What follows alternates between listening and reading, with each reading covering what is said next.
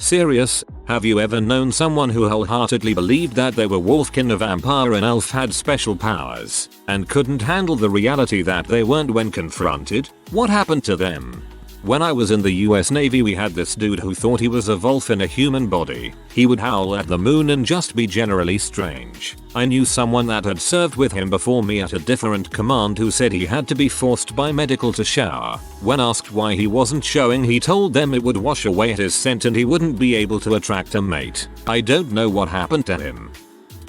I had a friend who believed that she was a vampire and would try to bite at my wrists and neck. Very often it got to the point where she would bring pig's blood to school and openly drink it out of a cup as if it were juice. Scroll forward 2 days, I'm visiting her in a mental hospital. Where does a high school student even get pig's blood?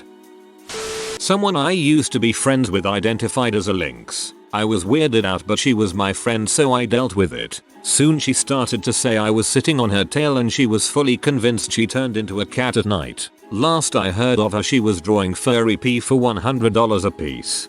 Must be some good friggin' art for $100. Went to school with a girl who acted like a dog. Barked, panted, pawed at people. In class she would reply normally but then bark at the end. This went on for 3 years. Decided to look her up on FB and she has a good job and seems normal. Teenagers are freaking weird. Was it an actual bark sound or was she like Thomas Jefferson was the 3rd president? Oh, and woof. I actually went to high school with a lot of people like this who eventually grew out of it. I remember one girl specifically because, based on her Facebook, she has not grown out of it. She claimed she had multiple personalities, her main two being herself and the other being a 200-year-old British vampire. We live in the US and she would put on a British accent and everything. It seems she has found a partner just like her though, and they're planning a pretty extravagant vampire wedding. Good on them. Won't lie, a vampire wedding sounds dope as frick. Actually, I'd imagine it would certainly be cooler to be a guest there than a traditional wedding. Years before we had goths and new age enlightenment, I used to manage an occult bookstore and I met wannabe vampires, werewolves, fae, and others. Sometimes it was like being in charge of a Dark Shadows convention. I used to date one of the store's patrons, a 6-foot Amazon from Texas who claimed she was a vampire. She wasn't too crazy, but towards the end of the relationship she was getting too bitty. Talk about a dream job.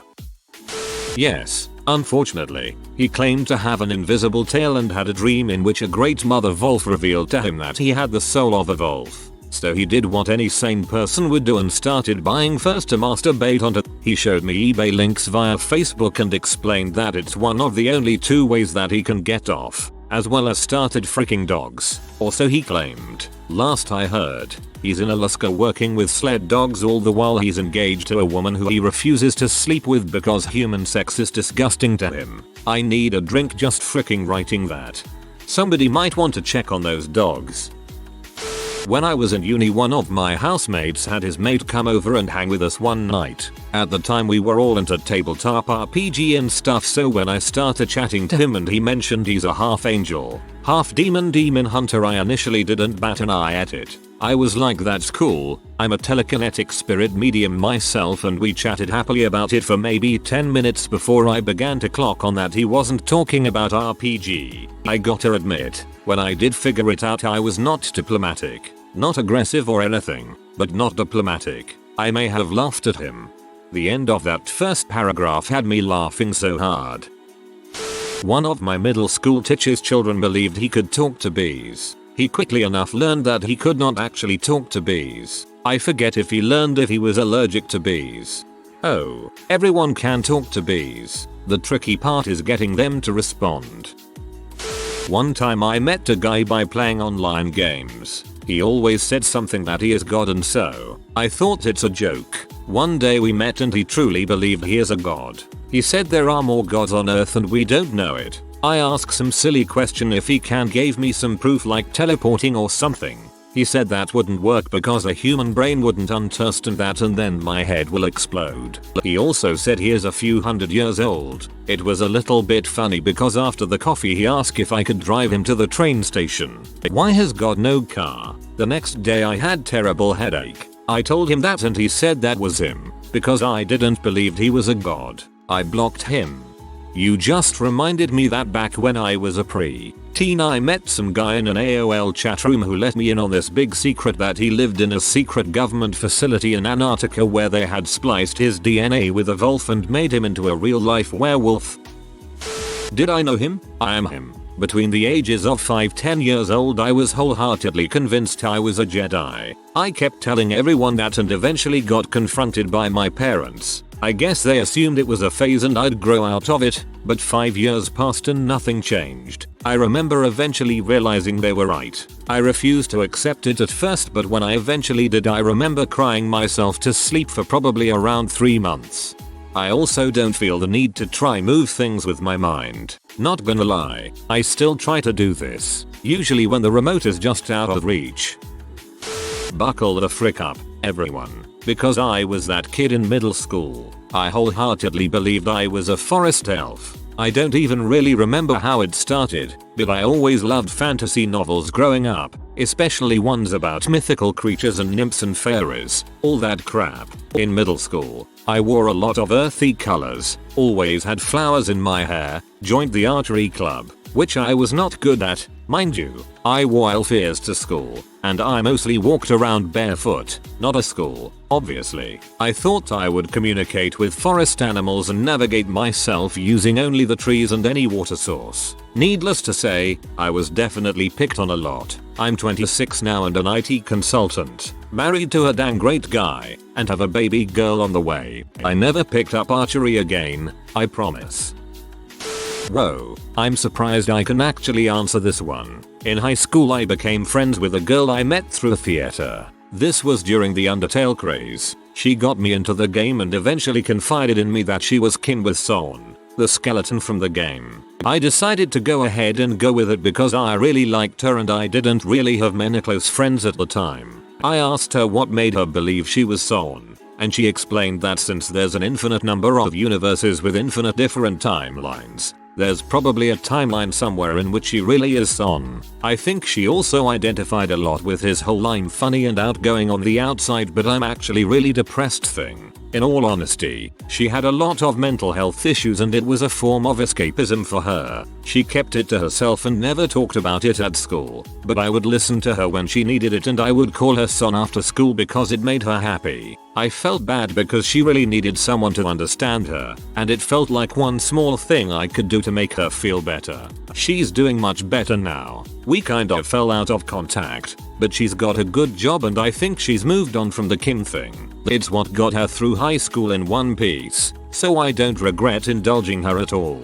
I know it's easy to make fun of teenagers on Tumblr who say they're an angel or a god or a character from a video game, but please don't antagonize them. 99 times out of 100 it comes from a lack of attention, self-esteem or mental health issues, or just a really strong desire to fit in with a community.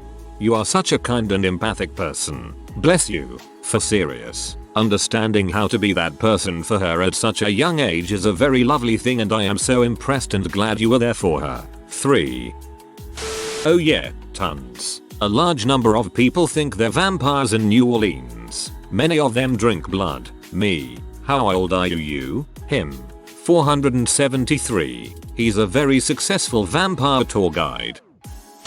Dude thought he was a vampire. I caught him, we briefly fricked, right at the beginning of that belief, as he defended himself biting through the skin on my neck by saying it was natural, thus ended the boinking and my neck hurt for a while. He went through several years of weird blood drinking stuff with a group.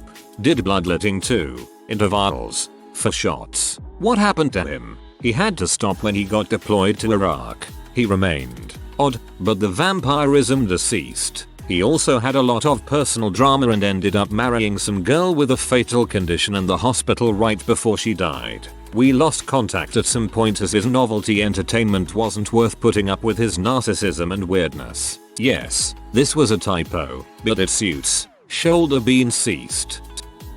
From about 6 to 12 my daughter knew she was a wolf and knew for a fact if she went in the woods and found a pack she could talk to them and they wouldn't try to eat her.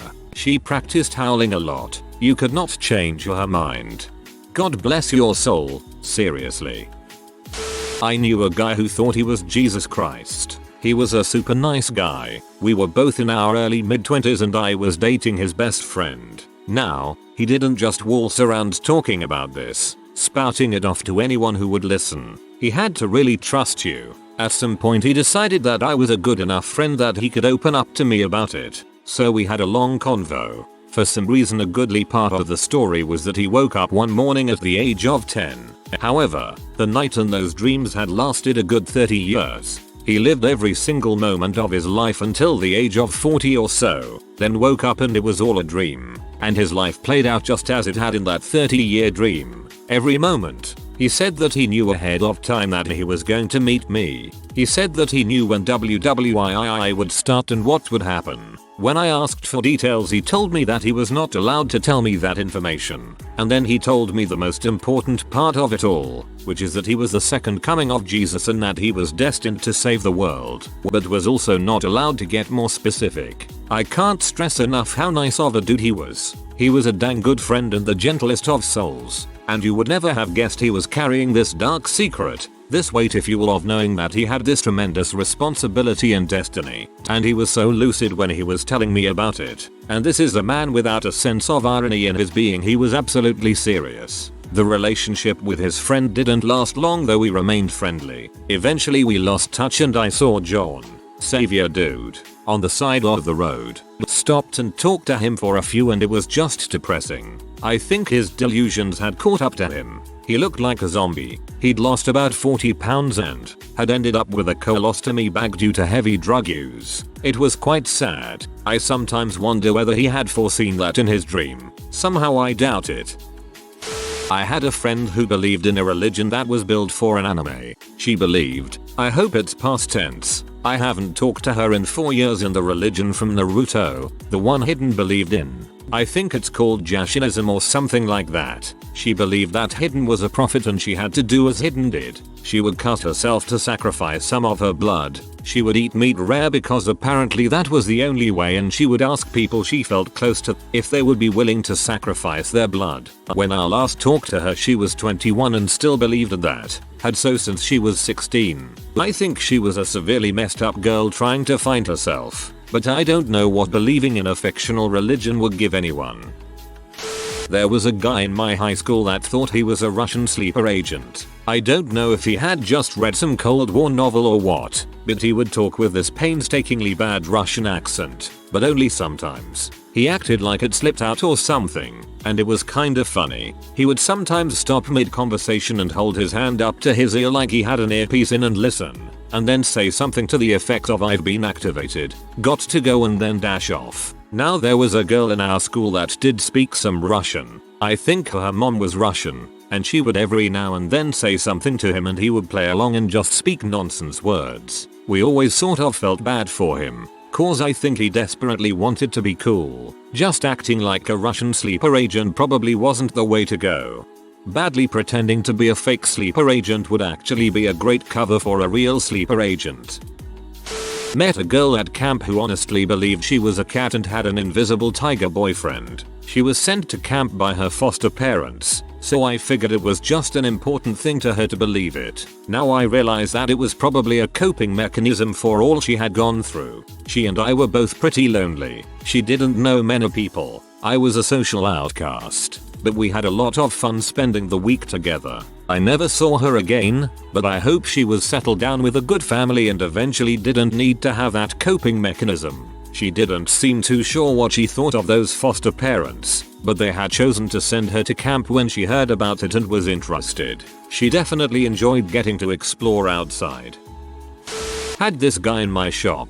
No idea how he made it through basic training, but this guy absolutely believed he was a werewolf. We were deployed and working night shift on the flight deck of an LHD, and the desk SGT told him to go do a job on one of the aircraft. He flat out refused, stating it was a full moon and he would turn into a wolf if he went outside. So, I'm true Flightline fashion, a few of us drug him outside. He was kicking, snarling, howling, growling, and when we get to the flight deck he starts wrenching and making weird screeching noises like he actually thought he was transforming into a wolf. He started saying, "You don't want to be around for this. I get very violent when I'm a wolf," then proceeded to jump and run around on all fours acting like he was a werewolf. I guess. We are all just laughing our asses off. We knew he was weird before deployment, but no one really knew how weird, and we certainly weren't prepared for that. He was also the stinky kid in the shop.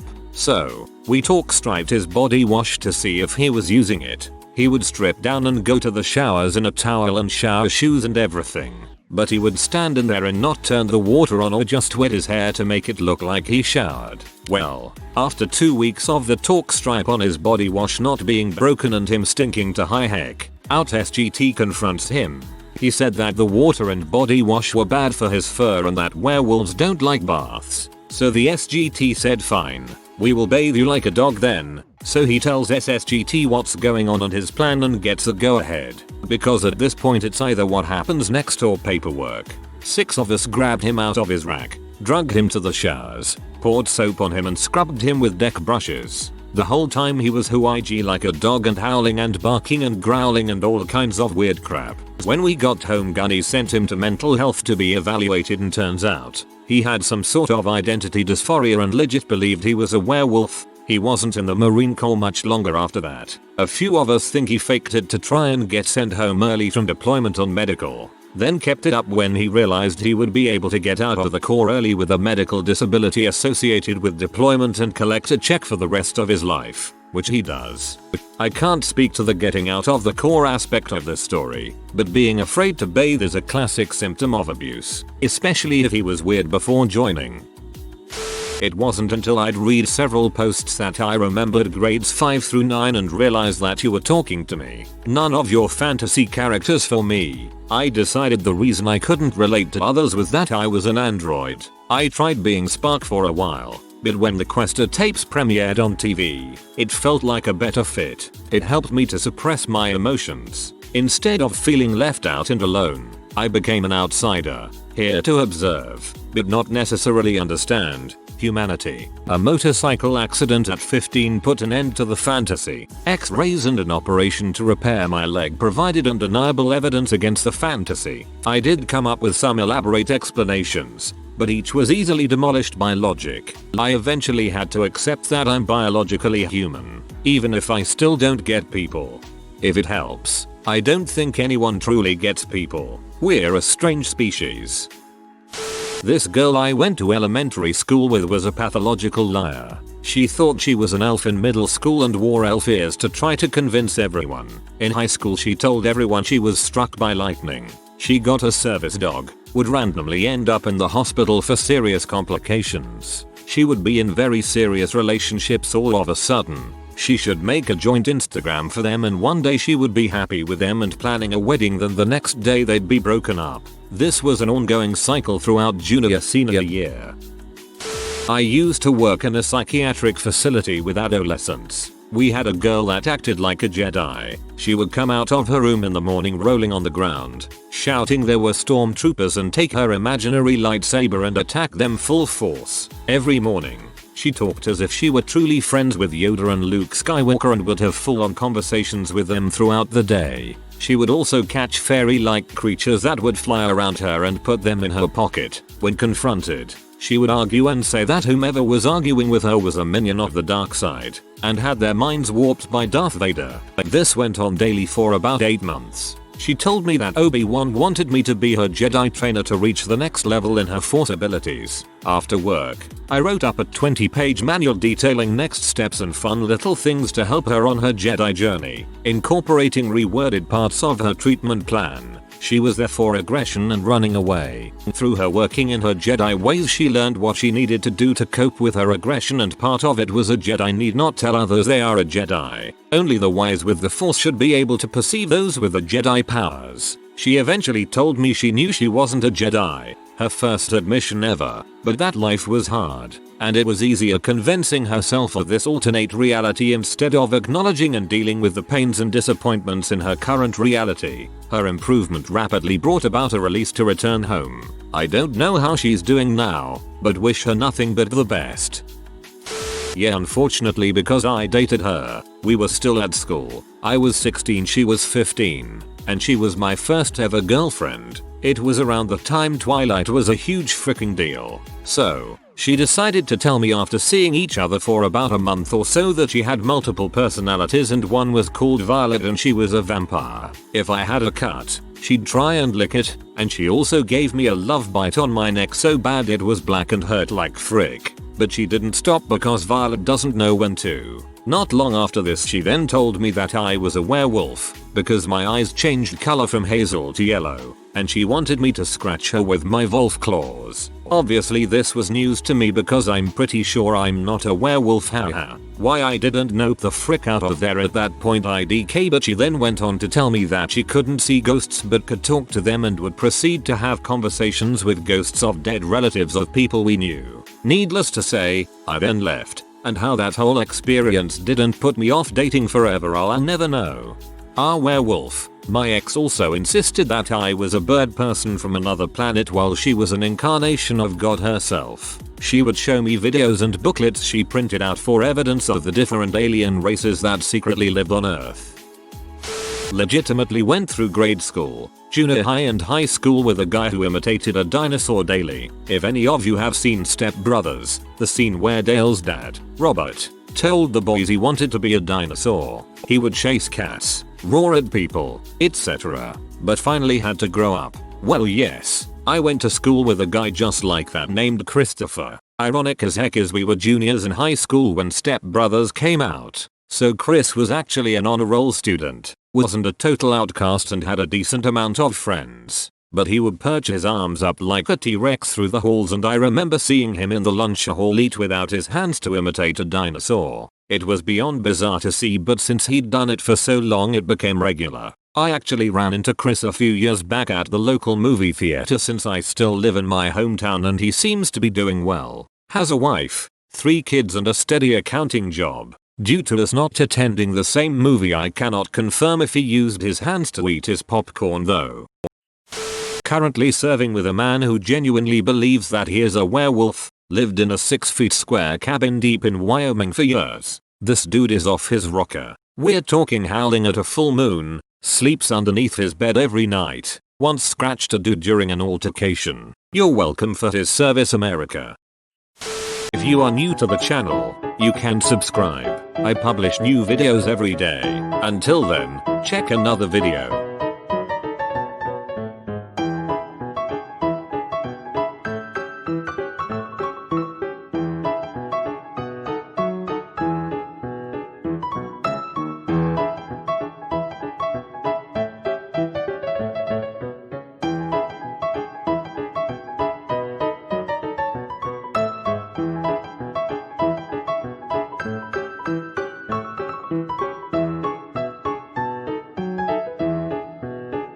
Bye for now.